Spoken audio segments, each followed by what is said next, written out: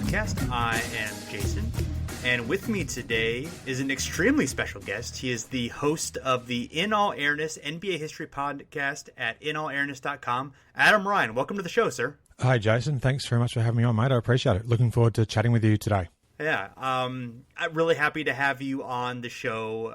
You've done excellent work for many years, particularly research for your series detailing each year of Michael Jordan's career, the NB 85, 86, now 87 series. Some great work from you, so excited to have you on the show for this. Yeah, I'm excited to chat to you as well. Looking forward to it. So we're starting a new series. Don't even have a name for it yet. Hopefully we'll have a name for it by the time we release this episode. But with other podcasters and writers looking at past moments that were formative in them becoming an NBA fan. And you picked some moments from 1989, which we'll get into in a little bit. But so growing up, obviously, in Australia, halfway around the world from where the NBA is played, and before there is extensive cable and satellite, and every game is on the air. How much were you exposed to the NBA in 1989? How much were you able to see? How were you kind of able to see it? Well, back in 1989, and I was, I think, 13, almost 14 years old at that stage. We'd only get one game a week on TV here in Australia. It was on the national ABC channel here in Australia. So we get one game a week. Usually it would be at least 2 weeks or so old. So it would have happened quite a little while earlier. And then we get to see an edited replay of maybe 60 to 90 minutes that would then be aired a couple of weeks after the event. So it was very limited even back at that stage here in Australia, but it was better than nothing. And also the National League here in Australia was just starting to really take off and become more popular in the late 80s, but also into the early 90s when it really had its boom period, largely thanks to, I guess, the great Andrew Gaze, who was an Australian legend here, of course. So it was really starting to pick up in popularity. But when I was that age, I was introduced to the game of basketball by a friend of mine at school. So prior to that, I hadn't really done or had much involvement with basketball. I just sort of played it socially, and that was about it. But then I started to get into it and actually play it competitively. I never was any real good. I was just a three-point bomber. That was about it. That's all I could do, really.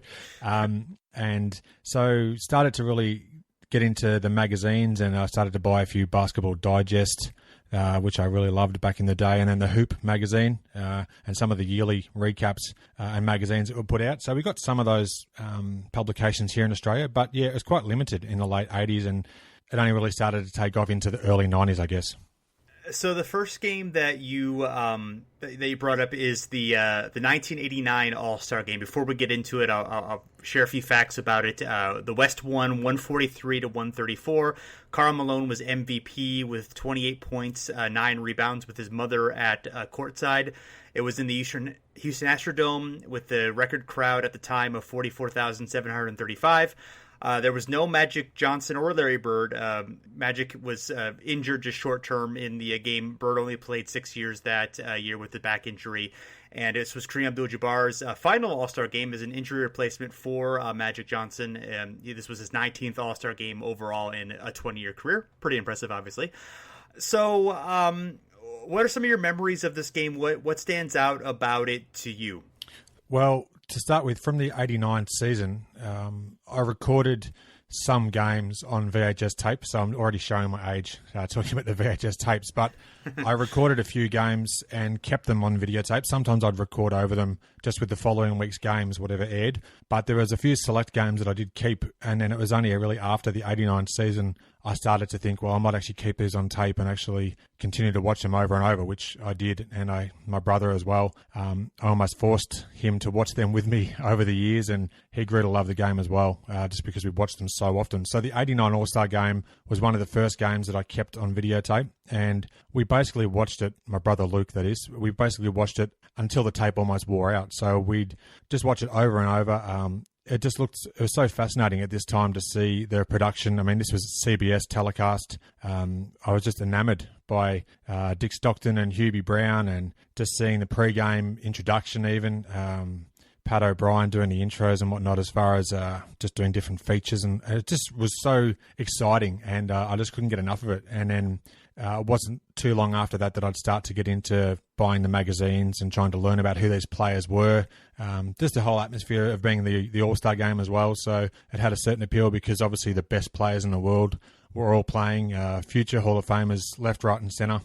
It was just so exciting to watch, and I just couldn't get enough of it. So that was my first exposure to Michael Jordan as well, was this 89 All-Star game. And, of course, he had a pretty good game himself. I think he had almost 30 points in this game. Just players putting on an absolute show, and that's what the All-Star game really was all about during the 80s. Yeah, absolutely. And you talking about the videotapes, I mean, that's really, I'm close to the same age that you are, and that really was for people, who grew up in the 80s and early 90s. Rewatching those videotapes, recording stuff of off TV, and you obviously didn't have YouTube. You were at the mercy of a limited number of things that you could watch over and over again, unless you had thousands of videotapes, and very few people had that kind of foresight. So, you were, I did it some with basketball, but because I used to watch, the Kareem videotape, the Reflections from Inside. Yes, thank you. That's what it was called. Yeah, I loved that one as Kareem was my favorite as a kid. So, and obviously I rewatched the Jordan ones as well, and some other videotapes, and seeing, that's how I really learned about the Celtics Lakers rivalry, and that was obviously very formative in my first becoming a fan, which was kind of around 87 or 88 or so.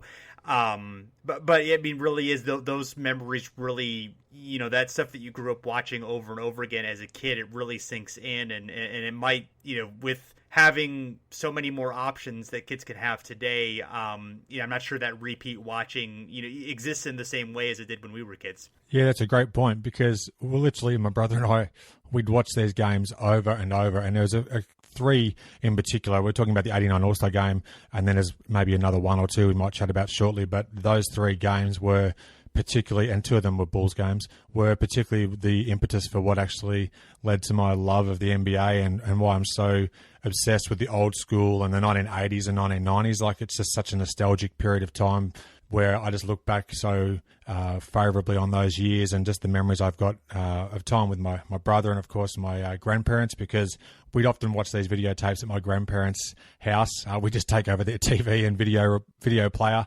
and we just watch these games over and over. And so you start to develop a love for the game, and you start to see players and think, oh, I want to know more about them. And I think that's even why I'm so intrigued and fascinated by the history of the game even today, looking back on these early years where I really first got into the game and saw these great contests like the 89 All-Star game.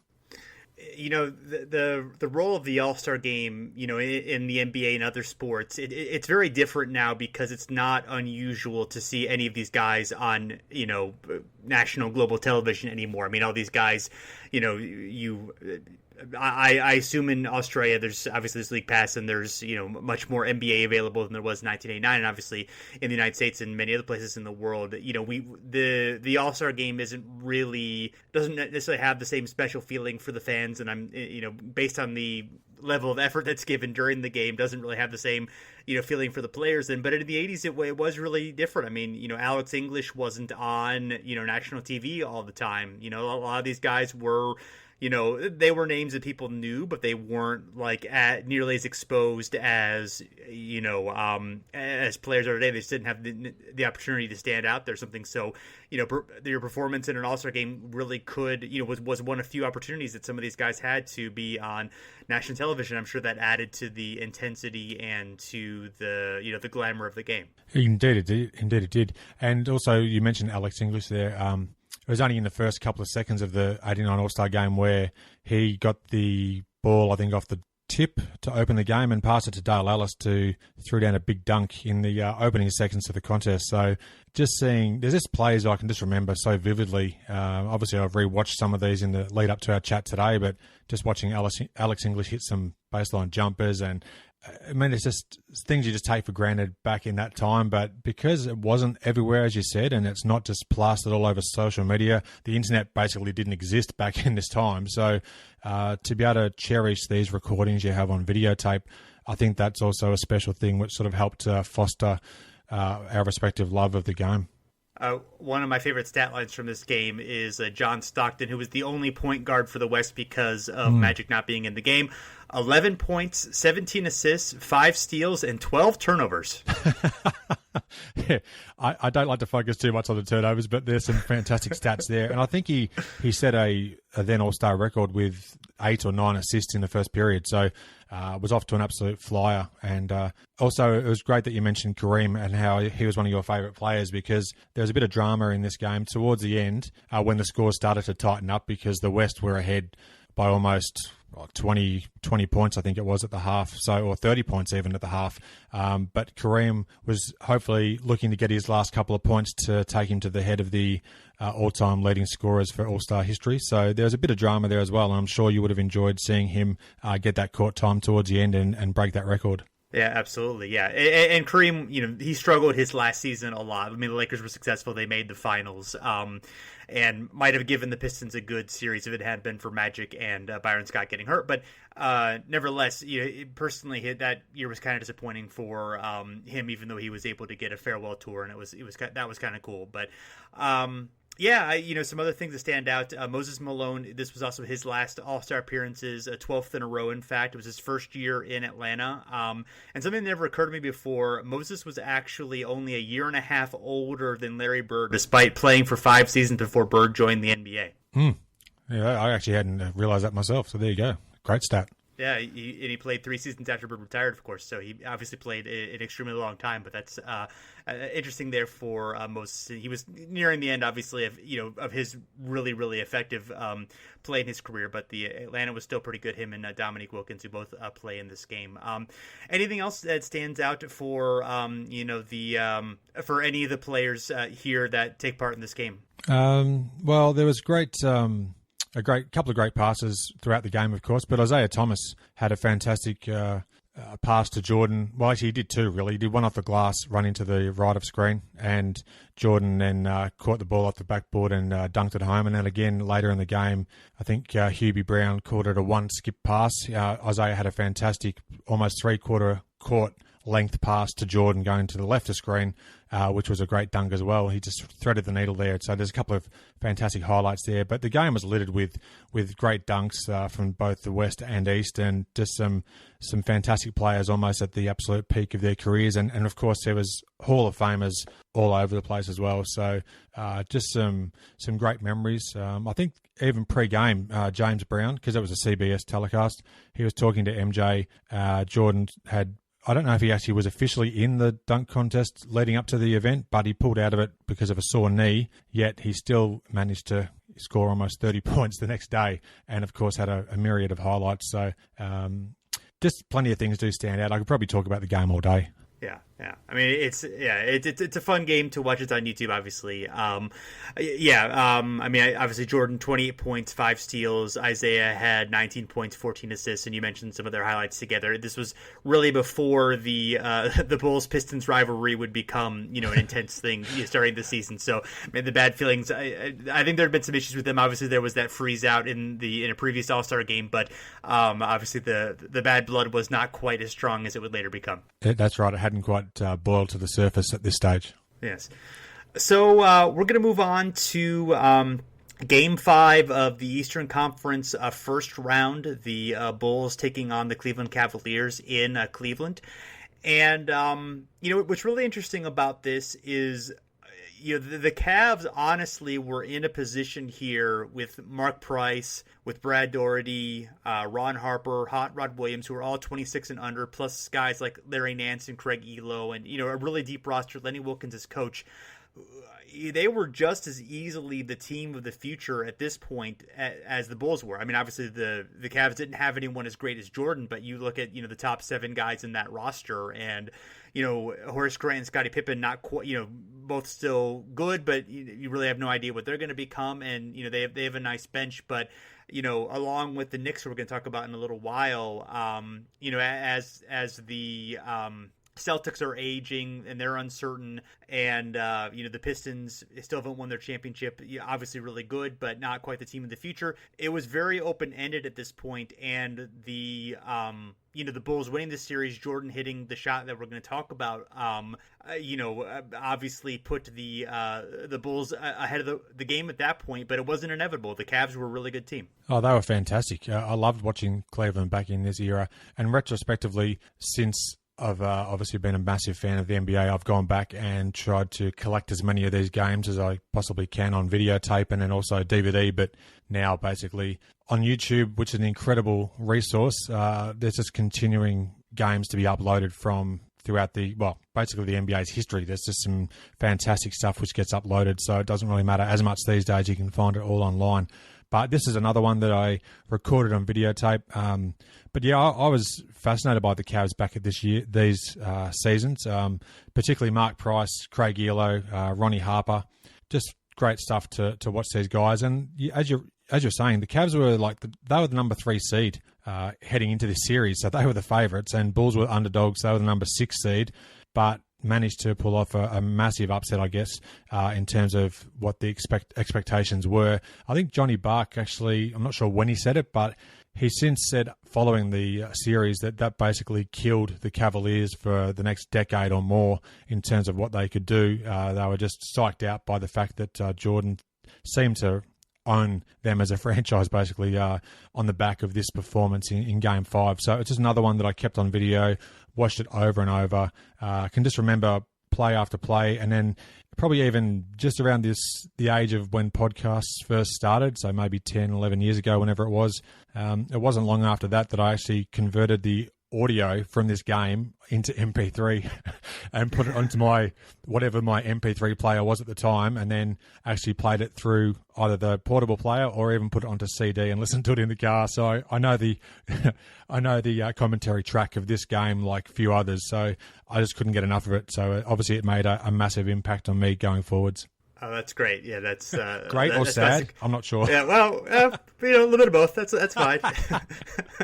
Yeah, but it's fantastic. Yeah. So I love talking about this sort of stuff. Yeah, absolutely. I had a friend who did that with wrestling, so which works in the same way, I think, in terms of the commentary, the memorable commentary and descriptions, of course. And basketball is, I think is a really good. I mean, obviously, prefer to see it, but a really good commentator can really draw that out. And that's I'd love to listen to some of like the 60s and 70s games audio if some of that became available, because that would be obviously if there's no video of those games, at least some of that audio would be terrific to have. And there's a little bit here and there, but not really, not much extensive, of course. No, true. Very true. So, obviously the shot itself, Jordan's, fantastic shot over Craig Elo, where Jordan's, basically hanging in the air, and then Elo falls and Jordan's still up there, then he releases the shot, and we've seen the classic video of him, pumping his fists and getting excited, and of Doug Collins running around like crazy and all that sort of thing. But the last 3 minutes of this game are really nonstop exciting action. The exchange leads, I think, 9 times in the last 3 minutes.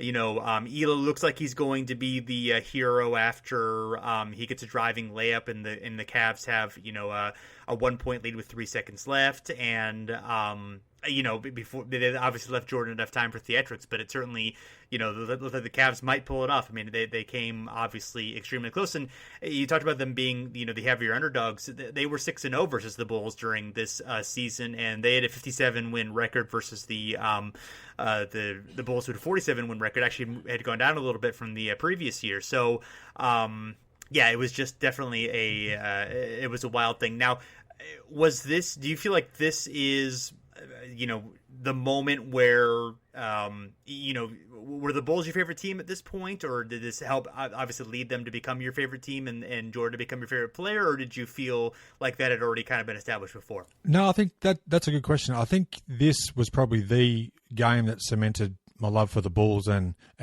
following pretty much anything that Jordan did.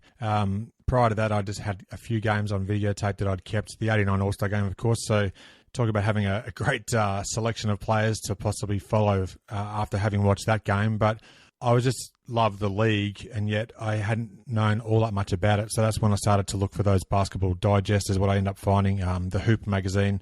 And then it was only a couple of years later where I'd start to collect the basketball cards. And then they were a wealth of information, especially pre-internet, of course, where you can learn so much in such a small space about little stats and figures about these players. So it was probably this game that helped cement that for me to follow the Bulls. But I've just always been a massive fan of the franchise. A lot of people, perhaps mistakenly, and maybe I've set it up myself to think that I'm just a massive Michael Jordan fan and that's it, but I just adore the history of the game, and it doesn't matter which player or team. I can be just as interested in the expansion Timberwolves, say, for example, when they first came into the league, as I would be about the Bulls during their championship runs. So I just love the history of the game, and but this game particularly would have helped cement my love for the Bulls above anything else.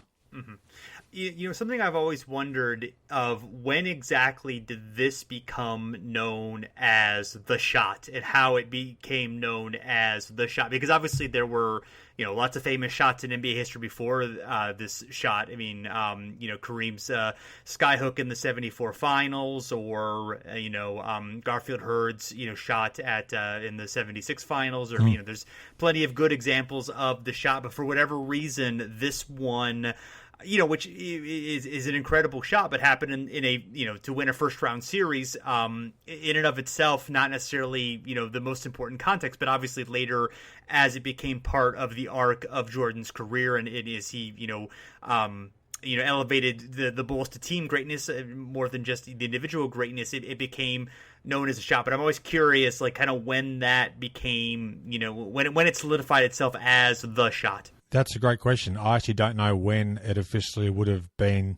the shot. And it's interesting as well that even in the 98 finals, where, of course, Jordan hits arguably the shot, this 89 game, it's still known as the shot ahead of any other particular ones he made as far as game winners or shots to go ahead in the final seconds of a game than he did in the rest of his career. So when it actually first happened, or who coined it as the shot, and then it just became known as that, I think you raised a good point, though, when you said that it helped solidify the arc of his career. I suppose retrospectively it may have been then become the shot in the early to mid-90s. I don't even know.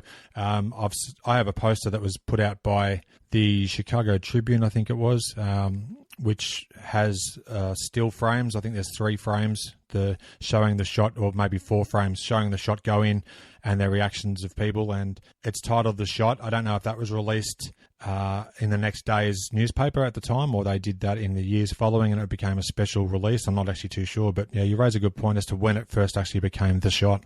Yeah, well, there is, you know, it has kind of its place in the Cleveland sports history of the time, because the Browns in football had the drive and the fumble, where both situations where they were about to go to the Super Bowl or about to win the game, and then something bad happened to them, and the shot kind of is in the same context of that. So I it may have just come from, you know, Cleveland's miserable, you know, sports luck, and then it kind of got pulled as one of Jordan's iconic moments. But yeah, I'm not exactly sure either. If anybody, obviously, if they do know and can tell us, that would be wonderful to find out. And I know you'll obviously you're doing your research through of Jordan's career, and maybe you'll be able to find out through that. But that's something I've always wondered. Yeah, well, at the moment we're rounding out the 1987 season. We're retrospectively covering the Jordan's career 30 years after the event, and that's Aaron, Steen, and myself. So yeah, we're getting towards the end of 87 season, and we're looking forward to getting into 88, which of course was a fantastic year for Jordan, particularly. And then not too long after that, we'll get into the 89, and we may actually uncover when it actually became the shot. But as you said, if someone can let us know when it actually did happen, then by all means, I'd like to know. Yeah, absolutely. So another dramatic game would be from the same season would be a Game 6 of the next round, the Knicks and Bulls in Chicago, and the Knicks are another rising East squad at the time. Obviously, you know, with Patrick Ewing as their main star, another potential team of the 90s, and these were known as the Bomb Squad Knicks. They'd actually attempted 1,147 three-pointers, which is more than 400 up from the previous record in the NBA. And they had made 386, which was more than 100 past the previous record. In retrospect, the current record for three-point attempts is 3,306. The 2017 Rockets with 1,181 made. So they actually made more last season than the Knicks attempted in '89. But you being the 3-point specialist, you would have fit in pretty well with the '89 Knicks. I could have come off the bench as the sixth man, I'm sure. Yeah. No, that's fantastic because I'm 6'1", maybe 6'2" on a good day if I'm on tippy toes. But I'd always my teammates would be livid because I'd never actually go inside the key. I'd just always hang around the 3-point line and just throw up bombs. So I was never looked upon favourably as a post player in my own terrible career. But yeah, it's funny that you say about the bomb squad there. I actually had no idea that the Knicks had shot that many. I knew of the nickname for their squad being called the bomb squad, but that's a startling figure when you think about it that way, having so many more attempts than any other team throughout that time. Yeah. And they were 52-win team, so this was another upset for the Bulls. It swept the 76ers in the first round, and they'd actually beaten the Pistons in the off 4 games in the regular season, and believed that they could have beaten the Pistons had they reached the conference finals. And of course, in addition to Ewing, they had Charles Oakley, who had been traded from the Bulls for Bill Cartwright in the previous offseason, as well as Mark Jackson, Gerald Wilkins, Johnny Newman, Kiki Vandeweghe, whose father had been a Knicks legend, had a small role off the bench. Rod Strickland was also off the bench. Sidney Green, also a former Bull. So interesting mix of former Bulls and former Knicks going on here as well. Yeah, there was, and also for what it's worth as well, Pete Myers was on the bench for the Knicks, having played for the Bulls during the '87 season. So there's heaps of great wrinkles in this game where there's former Bulls, then you've got the up-and-coming players. You've got a young Rod Strickland, who was an amazing player to watch, very charismatic guy as well. Loved to show off his flair on the court. There's just plenty of great things happening in this game as well. But there's even things like when I could hear the PA announcer, when you listen to this game, you can actually hear, I'm blanking on his name, Tommy Edwards. This is just prior to when Ray Clay would come in and be the famous voice of the Bulls throughout the 90s. But you can hear Tommy Edwards on the Bulls PA, and there's just things that just stick in my memory, and I just cannot forget them even if I tried. So there's plenty of great things about this game. And, of course, it was a classic game towards the end as well. The Bulls hung on to win this by 2 points. Johnny Newman, as you mentioned before, one of the guys on the Knicks roster, had a wide-open 3 to actually possibly force a Game 7 had he made the shot. But on top of everything else that was going on, the Chicago Stadium crowd were going ballistic. You had a young Doug Collins, of course, who was he put so much into his coaching and his expressions and emotions. Of course, he didn't bottle anything. He left it all on the floor. You could just see how excited he was when the Bulls hung on to win that. But there was an incredible 4-point play by Trent Tucker as well in the closing moment as well, which almost kept the Knicks in the series had they gone on to win. So just plenty of great things happening, not to mention a great, well, actually, I shouldn't say it was great, a fight between, I guess you'd say, inverted commas, a fight between Scottie Pippen and Kenny Walker. Yeah, who were, and both were ejected. Of course, Pippen, being really important to the Bulls. Kenny Walker, not quite as important to the Knicks. The slam dunk contest win, outside of that. But, that was obviously not good for the Bulls, but they were able to pull it off anyway. Jordan with 40 points and I believe 10 assists in the game, and obviously another heroics, not quite as a dramatic heroics in this one. I mean, they won on Jordan free throws. Really, it was the very, very as he talked about, the very, very close miss at the end from Johnny Newman that you could have changed history, but nevertheless, the atmosphere really stood out there in Chicago Stadium of just how pumped they were and how excited they obviously were. You could tell that the Bulls, had a lot of young energy, and Collins obviously added to that, even though he did not last for the Bulls that much longer. But yeah, I mean, this is really quite a fantastic game. Anything else stand out in terms of memories for this? Well, this game also interestingly had Chuck Daly. I mean, I'm talking about the TBS, I think it was TBS telecast with Bob Neal and Steve Jones were the main commentators. But Chuck Daly, of course, the Detroit coach at the time, was actually doing some special comments as well during this game. So his Pistons had already swept the Milwaukee Bucks and were awaiting the winner of this series to play in the Eastern Conference Finals. Yet Chuck was commentating on the game, and also he was along the baseline, according to what Bob Neal was saying at least, watching the Pippen and Walker fracas, I guess you'd say. And then he was commenting on that, saying, they're both throwing punches, they're going to be ejected, or they should be. And that actually possibly could have had some ramifications. Had Pippen actually been suspended, he would have sat out at least the first game of the Eastern Conference Finals against, of course, Chuck Daly's Pistons. So I thought that was quite interesting that Chuck was there doing a bit of media work whilst his Pistons were waiting to see who they'd play. Yeah, but perhaps trying to give some influence over a possible suspension there, but a little conflict of interest there, but that's all right. Everything I guess worked out for the best there. And yeah, Chuck was good. I mean, he was obviously really insightful about the game. Really obviously terrific coach, and I was in my memory of him as a broadcaster was a good broadcaster and did stand out during this game. Yeah, it's a fun one. I had kind of forgotten about the context of the series, so it was nice to revisit that. It's really interesting. This is kind of a broad what if, but we'll go ahead and say it. If Pitino hadn't left for Kentucky and the Knicks had sort of continued this style of, being more run and gun, shooting more threes, that kind of stuff, rather than eventually evolving into the slow it down, grind it out, Pat Riley,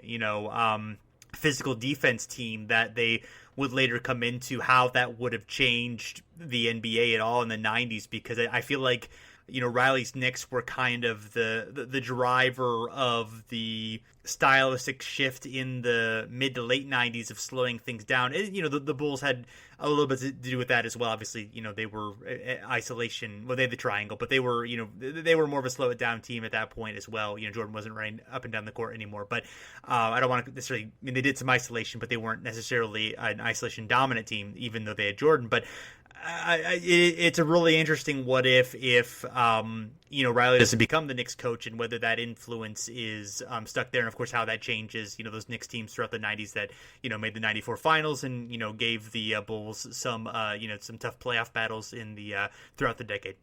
Yeah, it is a great what if.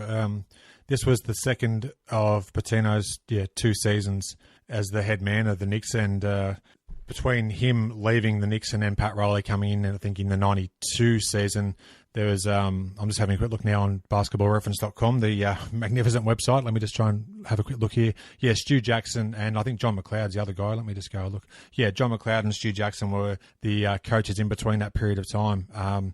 Very interesting to see what could have gone on and what would have happened. And I guess another thing to take into account, during this 89 playoff series, the Knicks were the number 2 seed.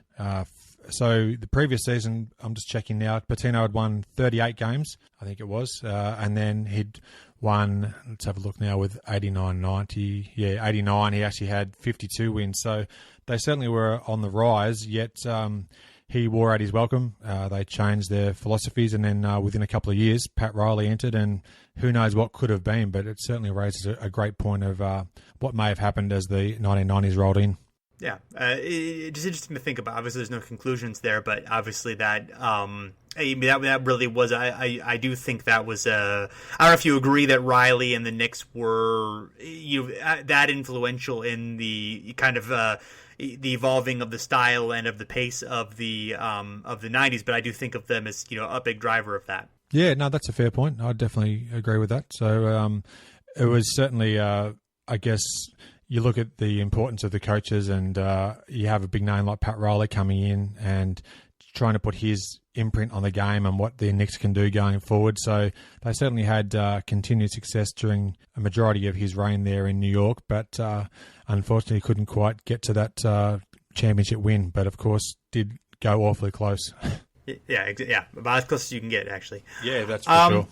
Yeah. So one last thing before we wrap it up, I was wondering when watching some of these games, At what point do you think that Jordan was undisputedly the best player in the NBA? Do you think he'd already reached that by this point, or do you think it comes a little bit later, or what's your take on that? Yeah, I think. Oh, that's another great question. I think it came a bit later on. Like he was a fantastic individual player for the early years of his career, and then as the Bulls started to assemble some greater teammates and great players around him, particularly courtesy of the '87 draft when they got Horace Grant and Scottie Pippen, as you alluded to a bit earlier, and then started to build the pieces and get these consummate role players who were happy to actually just play a role rather than actually try and be more of a main man. That's when they started to build together and become more cohesive. So I think it was really into probably the early 90s is really when you could start to say that Jordan was hands down, well, at least in my opinion, the greatest player in the league. But I think he didn't really earn that moniker and it didn't necessarily have to come from winning a championship. I think some people can just sort of go straight to that line and say, well, he hadn't won his championship yet, so he wasn't the greatest. But he certainly became the best player in the league, I believe, probably in the first or second season of that championship run, the first three-peat. But I guess it could be argued it could have been earlier than that. He certainly had some fantastic seasons himself before in the late 80s, but was mostly doing individual stuff prior to that, which sort of kept the Bulls at least in the hunt, but they were never serious contenders until they became more of a team. Yeah, it's a hard one for me. I mean, I do think that obviously he won the MVP in '88, and it was fantastic that season. Was scoring incredibly well and really doing. It was incredibly well rounded. I mean, we talk about the kind of season that Westbrook had this season, and Jordan was having. Obviously, didn't literally have the triple doubles, but he was he averaged something more than 30 points, more than 8 rebounds, more than 8 assists in a season. I mean, he was having that kind of impact on a team that honestly didn't have a whole lot of other talent around him. Is kind of a similar type of context where really he had to do everything for them to be successful. And later on, as you talked about, Pippen and Grant becoming better players who could be trusted to do more. You have someone like Cartwright who's more of a steady veteran and can create some offense in the post, and they obviously Phil Jackson brings the triangle and his philosophies in for them to be more team oriented, and that worked. But yeah, I can't exactly pin it down because I mean, obviously once Bird really suffered his injuries that slowed him down, I don't think he was a candidate for best in the league at that point. But Magic was still fantastic, was scoring more and was really complete. Barkley was excellent as well.